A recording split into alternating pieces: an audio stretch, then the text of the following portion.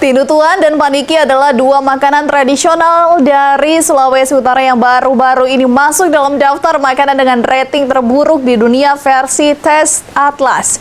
Nah, Tes Atlas ini merupakan sebuah platform di ensiklopedia kuliner global yang menyediakan informasi tentang makanan lokal dari beragam dunia.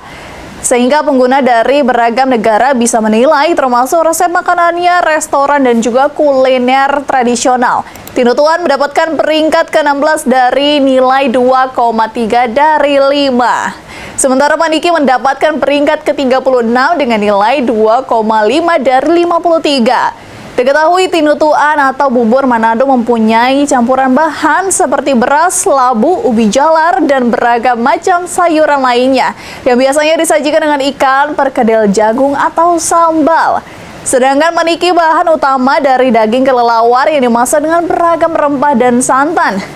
Namun umumnya paniki dibuat dengan daging ayam sebagai pengganti. Hal ini mendapat respon dari warganet. Beberapa di antaranya menilai bahwa penilaian tersebut tidaklah mewakili selera mayoritas, terutama karena tinutuan sudah menjadi bagian dari warisan kuliner yang berharga bagi warga kota Manado.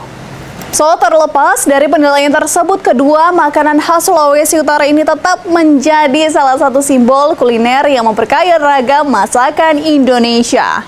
Yummy, yummy.